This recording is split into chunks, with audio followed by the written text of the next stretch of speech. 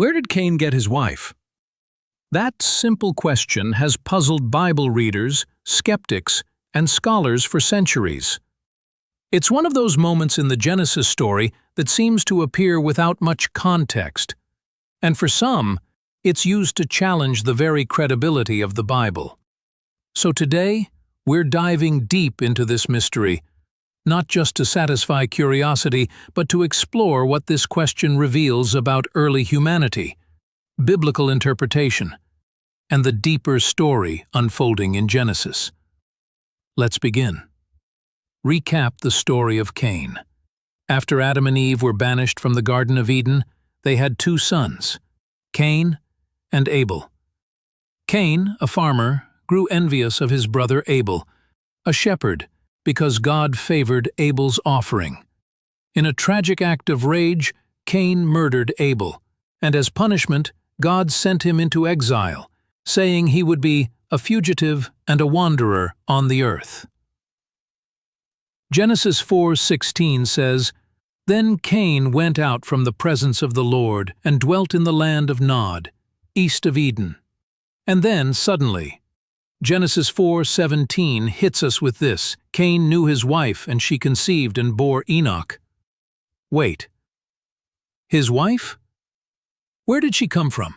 Did God create more people? Did Cain marry an alien?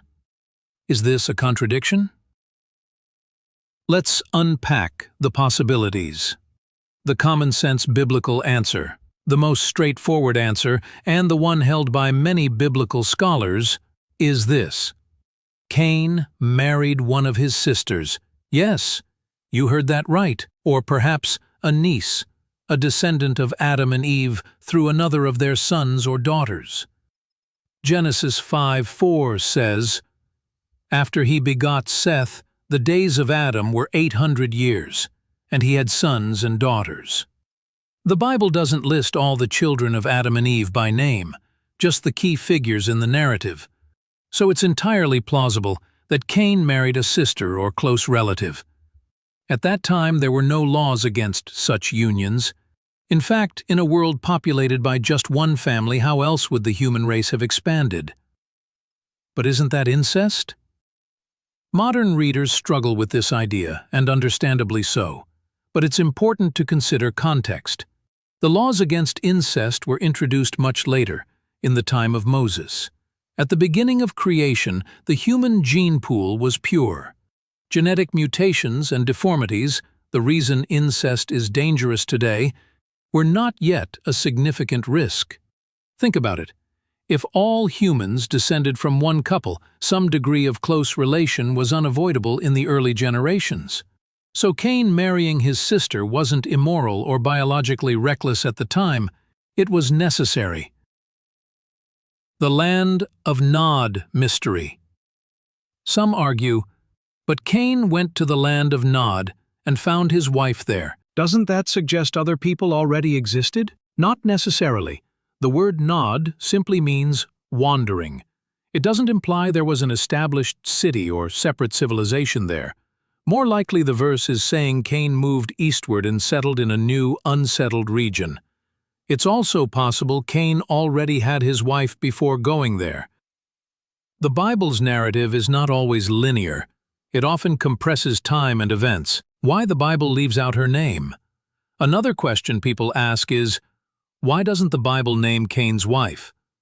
Well, the Bible wasn't written to satisfy every modern curiosity. Its goal was to reveal God's redemptive plan, not to catalog every human born. Names are often given to characters who play a significant role in the unfolding story of God's covenant. Since Cain's wife didn't have a direct role in that lineage, she goes unnamed, just like many other women and men in Scripture. The bigger picture. What this tells us about humanity. So, what can we learn from all this? First, the Cain's wife mystery isn't a contradiction.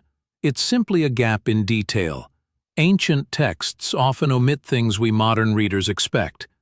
Second, it shows us how early humanity began, through one family, multiplying and spreading.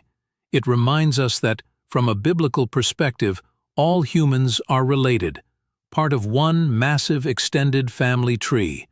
And finally, it shows us that God's plan was always unfolding, even through flawed individuals like Cain. Even in exile, life continued, and new generations were born. So where did Cain get his wife? She was most likely his sister or close relative, a fellow descendant of Adam and Eve. It may sound strange today, but in the context of the beginning of humanity, it was not only logical, it was essential. Sometimes, the Bible leaves us with more questions than answers, but maybe that's the point, to keep us curious, humble, and seeking truth. If this video gave you a fresh perspective, consider subscribing for more deep dives like this. Let's keep asking the tough questions together. Like, comment, and share your thoughts below. And don't forget to subscribe and hit that bell icon so you don't miss the next mystery we uncover. Until next time, stay curious and keep seeking.